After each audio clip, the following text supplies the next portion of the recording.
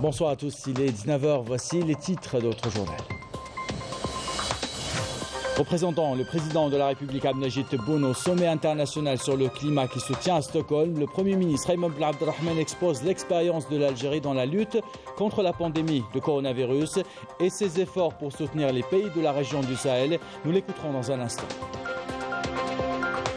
Notre pays est élu deuxième vice-président de l'Union des radios et télévisions africaines à Dakar après le retrait de la candidature du représentant du Maroc. À l'étranger, l'inflation bat des records, 5% de plus en France. Nous verrons les causes de cette inflation et ses conséquences sur le portefeuille et le pouvoir d'achat des Français.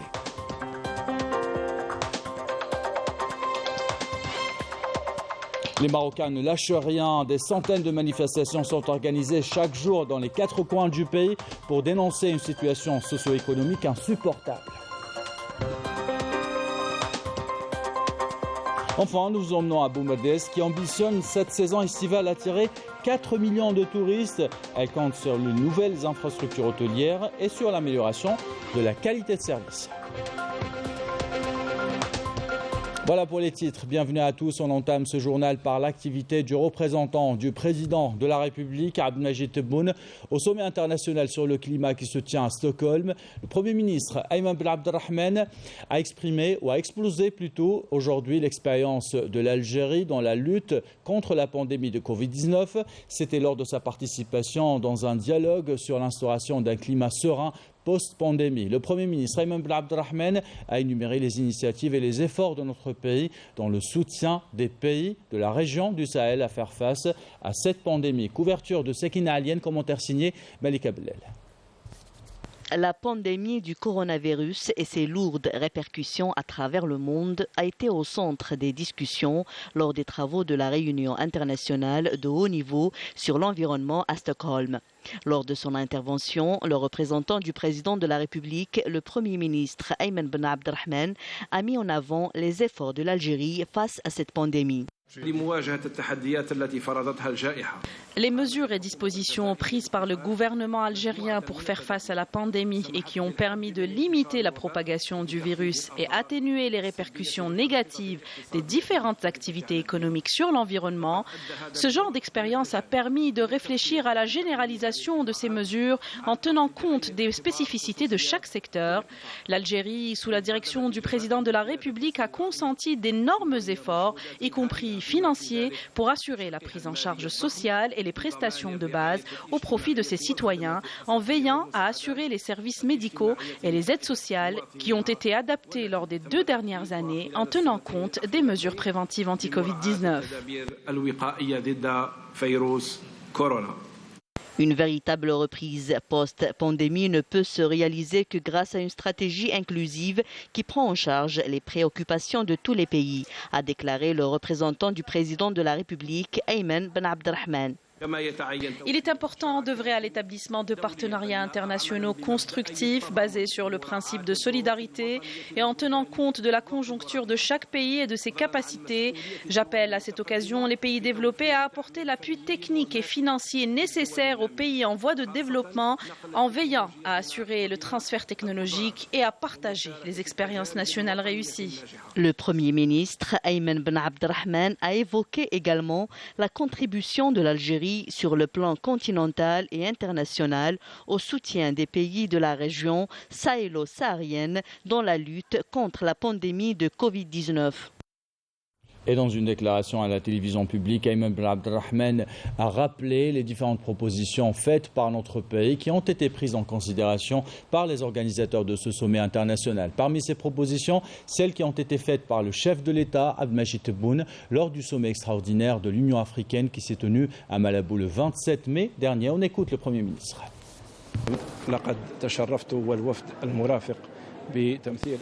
J'ai été honoré de représenter le président à ce sommet international sur le climat. Durant ce sommet initié par l'ONU, Nous avons soumis un certain nombre de propositions en faveur d'un développement durable. Ces propositions ont été prises en considération dans les résolutions du sommet. Nous avons rappelé aux participants les différents projets réalisés par notre pays. Le grand projet du barrage vert en fait partie, qui coïncide avec l'organisation du sommet de Stockholm en 1972. Ce méga-projet sera relancé. Il participera de manière significative à réduire les effets du réchauffement climatique sur l'Algérie et sur le bassin méditerranéen. Nous avons demandé aux participants à ce sommet international d'adopter les propositions de l'Algérie soumises par le président de la République, Abdelmadjid Tebboune, lors du sommet extraordinaire de l'Union africaine tenu à Malabo le 27 mai dernier. Parmi ces propositions, la création d'une structure civile de veille pour lutter contre les répercussions des effets du réchauffement climatique.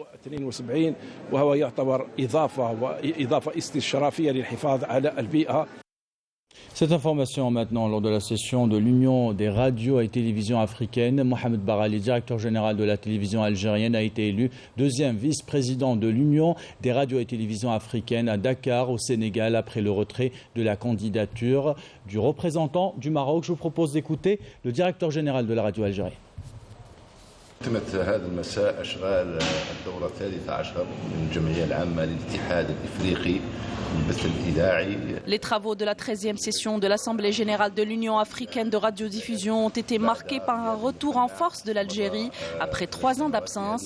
À cette occasion, l'Algérie a décroché le poste de deuxième vice-président de l'Union après que le candidat marocain ait été contraint de se retirer lorsqu'il a constaté que les membres du Conseil étaient sur le point de désigner le candidat algérien. En plus de cela, l'Algérie a pu garder son siège au sein du Conseil exécutif. Elle est également membre de 3 commissions importantes, celle de la technique et de la formation, la commission juridique et des finances et celle de la radiodiffusion. L'Algérie a réussi à garder le siège d'échange d'informations de l'Union en Algérie avec une administration algérienne, ce centre qui a été offert par l'Algérie à l'Union, ce qui a motivé les membres du Conseil exécutif et ceux de l'Assemblée générale à saluer les efforts consentis par le président de la République Abdelmadjid Tebboune pour le développement du continent africain et pour son soutien à l'Union africaine de radiodiffusion.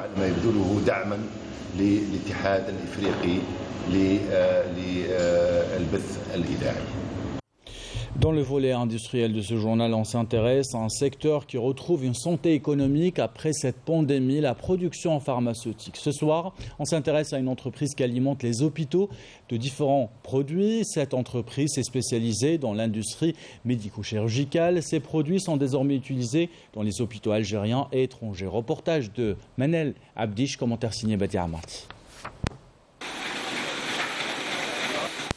Les besoins des hôpitaux en différents produits pharmaceutiques pour l'hémodialyse sont fabriqués au niveau de cette usine. La main-d'œuvre est 100% algérienne. Les employés veillent sur la qualité du produit mis sur le marché qui répond aux standards internationaux.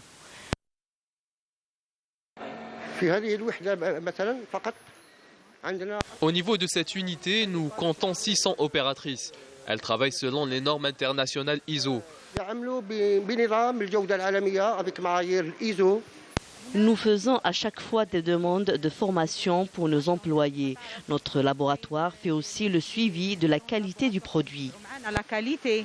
Ces machines répondent aux normes internationales. Les ingénieurs qui les manipulent ont suivi des formations chez le fabricant pour une meilleure maîtrise de la chaîne de fabrication. Après satisfaction du marché national en produits destinés à la néphrologie et aux patients souffrant d'insuffisance rénale, cette entreprise spécialisée dans l'industrie médico-chirurgicale a réussi à positionner ses produits sur des marchés étrangers, notamment en Afrique et en Europe. Notre entreprise est le fournisseur principal en produits d'hémodialyse au Mali. Nous sommes aussi présents en Mauritanie avec nos solutions. Pour le moment, nous exportons, mais nous ambitionnons d'investir dans ces pays. L'État encourage et accompagne les investisseurs dans le domaine de l'industrie pharmaceutique. Une orientation dont l'ambition est de faire de ce secteur stratégique une locomotive de développement économique à l'avenir. Et tous les secteurs placent désormais le digital au cœur de leur stratégie de développement. Parlons à présent de cette plateforme Algeria Metal Exchange qui propose un marché solide pour les investisseurs et pour les exportateurs. La plateforme propose un riche catalogue pour acquérir des produits recyclés. Il s'agit d'une économie de temps, d'argent et pour les industriels et les exportateurs. Reportage Insaf Boukhalfa, commentaire signé Camille Mellel. Algeria Metal Exchange, c'est la nouvelle plateforme numérique mise en place qui propose la vente des produits recyclés pour les besoins du marché algérien et étranger. C'est une bonne chose. La création de cette nouvelle plateforme permettra d'encourager la production locale, de faire entrer la devise tout en conférant la transparence à toutes les transactions. اللي تعمل في مجال التصدير أنها تصدر ثاني منتوجات لتعود على الاقتصاد الوطني. Dédiée exclusivement aux professionnels, la plateforme offre également un guide numérique des entreprises inscrites, des offres qui seront publiées pour une durée d'au moins 30 jours afin de permettre aux industriels locaux de faire leurs commandes. On l'a beaucoup attendu, vous savez, l'idée était là, mais la concrétisation a tardé. C'est une solution qui permettra d'asseoir plus de transparence puisque tous les opérateurs économiques doivent passer par cette plateforme pour effectuer la transaction et sans l'accord du ministère du Commerce, cette opération ne pourra pas aboutir. Algeria Metal Exchange permettra d'instaurer une transparence sur le plan national et international, garantissant ainsi les intérêts de toutes les parties concernées. Et dans l'actualité internationale, l'inflation bat des records dans le vieux continent, une augmentation de 5% en France. L'impact se fait sentir directement sur le porte-monnaie des Français qui n'arrivent plus à remplir leur caddie ni à faire le plein de carburant. Les économistes pointent du doigt une politique de la Banque centrale européenne qui a fait tourner la planche à billets sans création de richesse dans l'économie réelle. Reportage signé notre correspondante à Paris, Afef Blouchette. C'est un été marqué par une hausse jamais atteinte en France du taux de l'inflation depuis près de 40 ans, amorcé déjà par une longue séquence Covid, aggravée par la guerre en Ukraine. Ce taux a dépassé la barre symbolique de 5% en mai pour être à 5,2% sur un an. Mais une autre raison explique cette accélération. Après, on peut se dire effectivement qu'il y a eu une politique d'argent facile en Europe. Est-ce que ça n'a pas un peu alimenté l'inflation aussi? Parce que quand vous faites trop de création monétaire et que cette création monétaire, en fait, elle est supérieure à la production des biens et des services, ça peut être aussi une des raisons. Une inflation qui pèserait sur le portefeuille du Français avec un surcoût moyen de 90 € chaque mois, réparti essentiellement entre énergie, alimentation, services et produits manufacturés. On voit les prix partout. C'est doublé, moitié. Donc c'est comme ça. C'est pour tout le monde pareil. Je vois bien la différence. Il y a bien des tarifs qui ont changé, qui ont bien augmenté et surtout des produits qui ont disparu des rayons. Alors, ce qui m'inquiète sur le débat global, c'est que je pense qu'il y a une certaine catégorie de personnes pour lesquelles ça peut vraiment avoir un effet, véritablement avoir un effet, et sur lesquelles c'est compliqué de juguler et d'apporter des signaux à tout le monde. J'ai une amie, par exemple, avec l'augmentation des prix, le prix de l'essence notamment, elle est obligée de ralentir pour économiser l'essence, donc pour être sûre d'avoir suffisamment à la fin du mois. En effet, avec 20% de hausse, les carburants contraignent déjà à acquitter en moyenne 27 € de plus par mois. Et l'une des réponses envisagées par le gouvernement est une augmentation des taux d'intérêt de l'épargne, une solution d'équilibre fragile d'après cet économiste. C'est un jeu d'équilibre. Les États-Unis ont commencé ces derniers temps, eux ils ont choisi d'augmenter les taux d'intérêt. L'Europe va certainement suivre, mais la difficulté en Europe, c'est qu'on a des pays qui sont très fortement endettés aujourd'hui. Et si vous augmentez trop les taux d'intérêt, qu'est-ce qui va se passer? Est-ce que la dette va rester soutenable ou pas en fait? Et la France fait partie des pays qui sont aujourd'hui les plus endettés en Europe. Restent les questions des stocks, qu'ils soient énergétiques ou alimentaires. Par exemple, les grandes enseignes de distribution reconnaissent être entrées dans un pilotage à flux tendu de ces stocks et des quotas d'approvisionnement par région ont été mis en place par les fournisseurs de matières premières. Et toujours à l'étranger au Maroc, un soulèvement populaire impressionnant gagne les différentes villes du pays. Les Marocains sont déterminés à ne pas se laisser faire. Pas question d'accepter les conditions socio-économiques étouffantes et pas question de faire l'impasse sur la question des droits de l'homme, devenue une des principales revendications de ce mouvement. Commentaire signé Malika Bellel.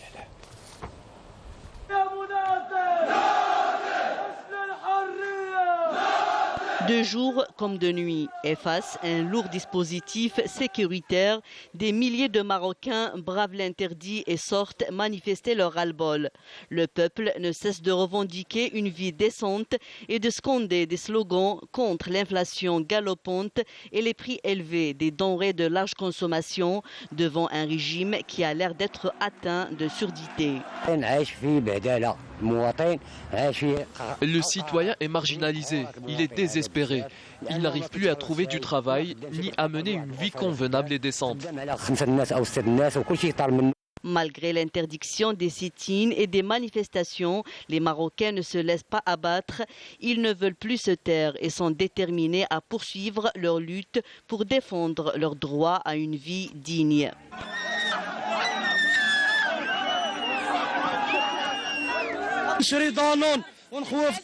Moi, je donne du yaourt à mes enfants pour le déjeuner. Malheureusement, je ne peux pas leur assurer un dîner ni un déjeuner digne de ce nom.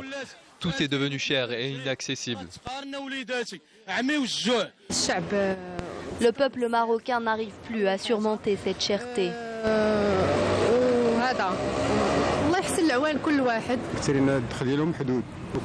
Il y a ceux dont le salaire est très bas et ceux qui n'ont même pas de salaire. Donc il faut imaginer leur quotidien.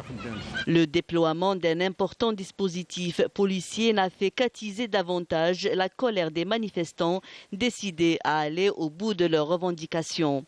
La flambée des prix des denrées alimentaires, de l'électricité et des biens essentiels, en plus des inégalités sociales et la corruption de la classe dirigeante, aggravent les conditions déjà misérables des populations.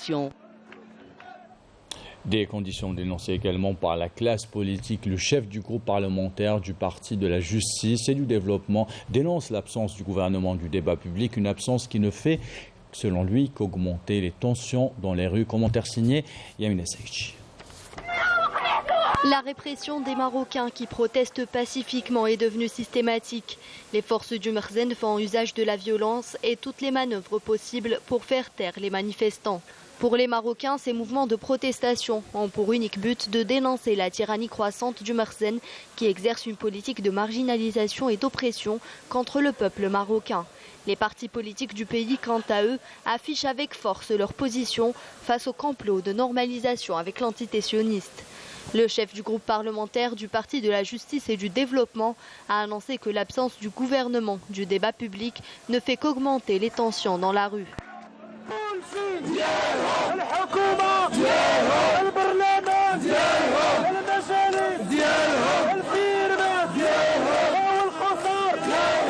Une conscience collective affichée par l'ensemble des citoyens, mais aussi par les établissements de services et les institutions vitales, à l'exemple des bureaux nationaux des aéroports qui ont lancé une grève nationale pour protester contre la négligence des revendications émises par les travailleurs du secteur. Même constat chez les employés du secteur de l'éducation, du transport et de l'énergie. Une situation socio-économique qui suscite toujours l'indignation des Marocains qui vivent dans des conditions précaires avec un régime incapable de prendre en charge leurs préoccupations. Et cette politique est qualifiée de criminelle par Abdelatif Zeraidi, un opposant marocain établi en France. Il revient sur la situation de répression que vivent les opposants et les manifestants marocains. Je vous propose de l'écouter. La situation est terrible, comme tout le monde sait maintenant, déjà un petit peu compliqué dans les pays développés qui ont les moyens et qui ont d'accéder à leurs besoins. Alors vous imaginez, ça vous donne une idée un petit peu sur le Maroc, c'est-à-dire déjà cette population qui souffre depuis un bail, déjà avec le chômage, le manque de ressources, la période de la confinement, la destruction des moyens de gain de vie les petits commerçants, la fermeture, l'isolement. Non, mais ça a été une politique vraiment criminelle vis-à-vis de ce peuple, anéanti par des années de dictature, sans arrêt. Mais là, franchement, il touche vraiment le fond. Alors, la population est arrivée vraiment au bout de ses possibilités. Et c'était la survie bien avant, mais maintenant, vraiment, c'est la mort. C'est la mort au point où le fait de trouver l'eau, c'est devenu un luxe. Il y avait la faim, maintenant c'est vraiment la soif qui s'ajoute. Les gens commencent vraiment à boire dans les eaux usées. Dans le sud, là, ils n'ont pas d'autre choix. Ils se servent d'après les images. Moi, j'invente rien du tout. Les vidéos et les rapports, ils sont là sur la toile. Tout le monde peut les constater. Donc, c'est une situation catastrophique. Vraiment, on ne sait pas où on va. Là, la situation est terrible. On a des sionistes qui s'installent manifestement, ouvertement. Il n'y a plus rien. Bon, la relation entre la monarchie et l'entité sioniste a toujours existé depuis la nuit des temps. Lui-même, c'est un sioniste, la monarchie. Enfin, les membres de la famille royale, le gang, là, ils sont tous des sionistes. Mais là, aller vraiment à faire venir maintenant, ils interviennent carrément dans l'enseignement, c'est-à-dire à modifier toutes les bases, c'est-à-dire ils sont en train comment dirais-je, le mot normalisé, moi, ça ne me parle pas très fort. Ils sont en train de métamorphoser carrément l'identité du Marocain, voilà, et l'identité de ces pays. Et si on laisse faire, ça va rompre, ça va infecter toute la région. Retourne en Algérie. Du foot, avant de parler de tourisme, la sélection nationale affronte demain l'équipe d'Ouganda, un match qui compte pour la première journée des éliminatoires de la Coupe d'Afrique des Nations de Côte d'Ivoire en 2023. Commentaire signé Sid Ahmed Bouraïb. Les poulains du Djemal Belmadi face à un adversaire qui aspire à retrouver la Coupe d'Afrique des Nations après avoir raté la dernière édition. Et pour la circonstance, le sélectionneur national a fait appel à pas moins de 7 nouveaux joueurs qui fêteront leur première. C'est une fierté pour moi de sortir le drapeau algérien, de sortir le drapeau de mon pays. Bien sûr, tout le monde fait ça, pourquoi pas moi, bien sûr. J'avais l'habitude d'être sur la liste élargie, mais jamais sur la liste officielle, donc ça m'a fait quand même chaud au cœur parce que c'est une grande fierté pour moi de représenter mon peuple. Et voilà, aujourd'hui j'y suis, donc c'est à moi de tout donner pour aller le plus loin possible. L'Ouganda, un adversaire à ne surtout pas sous-estimer. Il n'y a plus de petites équipes, on l'a tellement dit, c'est truc que c'est les faits qui parlent. Donc il va falloir vraiment se préparer et se remettre dans l'esprit à la conquête et reconquête, j'ai envie de dire même. Et rien nous va être donné comme ça facilement. L'absence de taille, celle du capitaine Riyad Mahrez qui a déclaré forfait pour cause de blessure. Et on vous propose à présent de découvrir les préparatifs de la saison estivale. Boumerdès compte cette saison multipliée par 2 le nombre de ses visiteurs. Elle souhaite attirer 4 millions de touristes en comptant sur l'ouverture de nouveaux hôtels et campings. À Zrirat, par exemple, les premiers touristes rencontrés par nos équipes semblent déjà conquis par la beauté de la région et par la qualité de service qu'offrent les complexes touristiques. Reportage signé Mejda Djahmoum. Quoi de mieux qu'une baignade rafraîchissante sous le soleil de Boumerdès? Cette wilaya à la beauté singulière est fin prête pour accueillir ses visiteurs. Tous les ingrédients y sont regroupés. Aux nombreuses plages autorisées à la baignade cette année avec 100 km de littoral, s'ajoute un nombre considérable d'infrastructures d'accueil de haut standing, lesquelles ont mis les bouchées doubles pour accueillir les visiteurs dans les meilleures conditions. Tous nos bungalows sont réservés jusqu'à la fin de cette période estivale. Nos clients sont très satisfaits. Il y a la plage, il y a la piscine, il y a les espaces de jeu avec les mesures de la sécurité. On aime bien passer les vacances ici. Et bien sûr, c'est sécurisé. Restauration, c'est propre. La piscine, bien sûr. C'est beau et propre. Même les prix, c'est raisonnable. Nous passons les vacances en toute sécurité. Je suis émerveillé. C'est vraiment magnifique. En tant qu'Algérien installé à Londres, j'invite les Anglais, les Canadiens et tout le monde à venir visiter l'Algérie. J'invite tous les Algériens et pourquoi pas l'étranger à venir ici en Algérie pour voir le tourisme parce que je trouve qu'il y a un énorme progrès qui s'est fait dans ce domaine. Plus de 2 millions d'estivants des 4 coins du pays ont séjourné à Boumerdès la saison dernière. Les autorités locales tablent cette année sur le double, notamment après 2 ans de pandémie. Et au menu de cette escapade estivale 2022, des nouveautés attendent les vacanciers. Nous attendons cette saison estivale 2022 l'entrée en exploitation de 4 établissements hôteliers, dont un hôtel et 3 campings d'une capacité de 700 lits. Les 44 plages ouvertes à la baignade sont aménagées et équipées de toutes les nécessités pour donner toutes les conditions, les bonnes conditions pour que les citoyens algériens, qu'ils soient à l'intérieur ou à l'extérieur de l'Algérie, passent leurs vacances dans de bonnes conditions. Boumerdès vit donc au rythme des préparatifs de la saison estivale pour accueillir ses estivants dans les meilleures conditions. Tout est mis en branle pour offrir un séjour de qualité aux hôtes de cette belle ville côtière. Voilà pour ce reportage et c'est l'heure de votre rendez-vous méditerranéen avec vous ce soir, Sarah Delbel. Bonsoir Kamel, bonsoir à nos téléspectateurs, heureuse de vous retrouver pour ce nouveau rendez-vous méditerranéen. Jingle et on revient.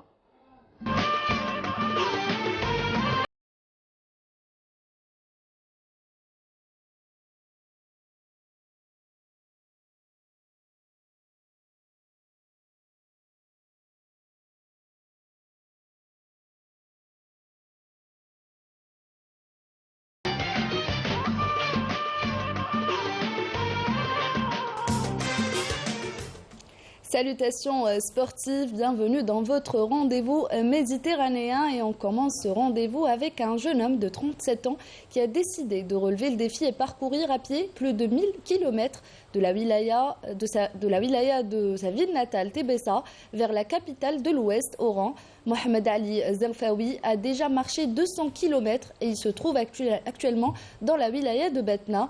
Youssef Bournef l'a rencontré lorsqu'il a entamé son aventure. On regarde. 1066 km à pied. Le natif de Tébessa, Mohamed Ali Zerfaoui, 37 ans, éducateur sportif et entraîneur de basket, s'est lancé un challenge qui pourrait paraître impossible à relever pour beaucoup, mais pour lui, rien n'est insurmontable. Le départ a eu lieu à partir de sa wilaya natale.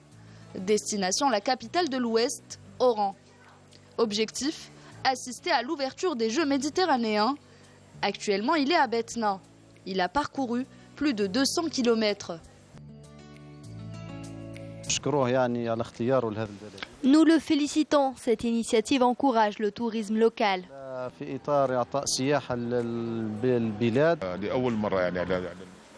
Je crois que c'est une première sur le territoire national. C'est une fierté pour les habitants de la wilaya. Mohamed Ali veut avant tout partager sa passion, la marche à pied, faire découvrir la beauté des villes traversées et promouvoir les Jeux méditerranéens.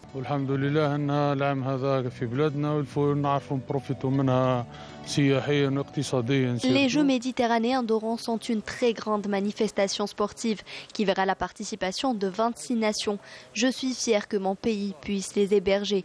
J'espère qu'on pourra profiter de cet événement sur le plan économique et touristique.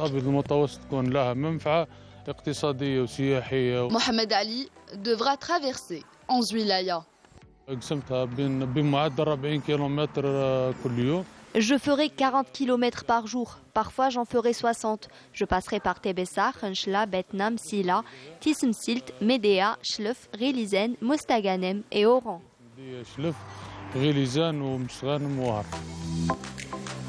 Mohamed Ali Zerfaoui vous donne rendez-vous le 25 juin prochain à la wilaya d'Oran. Et de la nostalgie pour aujourd'hui avec la création de la première édition des Jeux méditerranéens par Mohamed Tahar Pacha, une édition organisée en Égypte en 1951 et qui a vu la participation d'un peu moins de 800 athlètes et uniquement 10 pays. On vous invite à revenir 71 ans en arrière. premiers Jeux méditerranéens ont eu lieu du 5 au 22 octobre 1951 à Alexandrie en Égypte. La cité égyptienne a été choisie pour accueillir cette première édition car l'idée même de la création de ces Jeux revient à Mohamed Tahar Pacha, grande personnalité sportive égyptienne. Inspiré des Jeux olympiques, Tahar Pacha décide alors de créer une compétition sportive qui rassemblerait tout le nord méditerranéen, mais aussi le sud, l'est et l'ouest, dans le but de consolider les relations d'amitié entre ces pays voisins. Son premier défi fut de convaincre les pays du bassin méditerranéen d'y participer. En 1948, alors que la capitale britannique abritait une réunion du Comité olympique international, Tahar Pacha a usé de son statut de membre du comité et représentant des pays européens pour exposer son projet de créer des Jeux méditerranéens. Une idée favorablement accueillie par les pays concernés. Par la suite, le fondateur des Jeux méditerranéens a fait savoir que son pays était prêt à accueillir la première édition de ces Jeux. Une décision approuvée à l'unanimité par les membres du comité. Le lancement des Jeux a été alors fixé pour l'été 1951. Tahar Pacha a alors mis en place un comité d'organisation en Égypte. Le coup d'envoi a été donné par le roi Farouk. La compétition a compté la participation de 734 athlètes de sexe masculin venant de 10 pays, à savoir l'Espagne, l'Italie, la France, la Yougoslavie, la Grèce, la Turquie, la Syrie, le Liban, Malte, Monaco et l'Égypte. Les vainqueurs de cette première édition étaient la France, suivie de l'Italie et l'Égypte en 3e place. Depuis, cette compétition est devenue l'un des événements sportifs majeurs du bassin méditerranéen.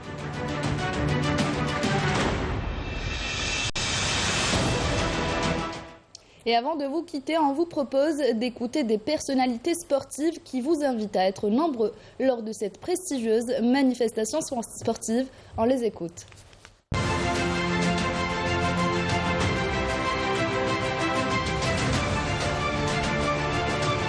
Il y a le grand maximum est fait et moi-même je suis chef d'antenne de protocole. Donc normalement, durant les Jeux méditerranéens, les choses, Inch'Allah, ils vont être au top et l'Algérie, Inch'Allah, elle va être سوف تتألق على جميع الميادين. أنا راني يعني متفائلة خير بالنسبة لنجاح الألعاب المتوسطية بوهران لأني يعني بوجودي هنا في ولاية وهران. Je suis optimiste par rapport à la réussite de ces Jeux méditerranéens puisque j'ai eu l'occasion de visiter les différentes infrastructures et je trouve qu'elles sont très bien réalisées. نقول لهم مرحبا بكم في الجزائر، مرحبا بكم في وهران المضيافة، وهران عروسة البحر الأبيض المتوسط. Je souhaite que ces Jeux se passeront dans les meilleures des conditions. Bienvenue à Oran. Elle porte bien son nom. Inch'Allah برك الأمور تمشي على ما يرام. Je dis à tous les participants, bienvenue en Algérie, bienvenue à Oran.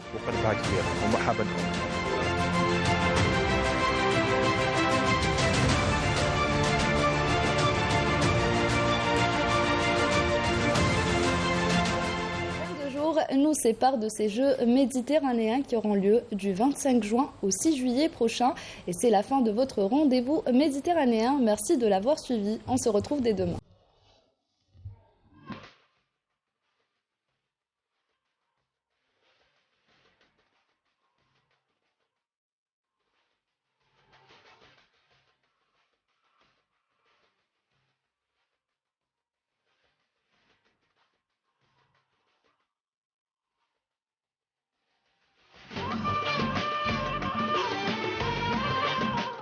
Suivez l'actualité, c'est la France. L'équipe de la rédaction qui l'a préparé, l'équipe technique qui l'a réalisé, vous remercie de l'avoir suivi. Merci pour votre fidélité. Belle soirée.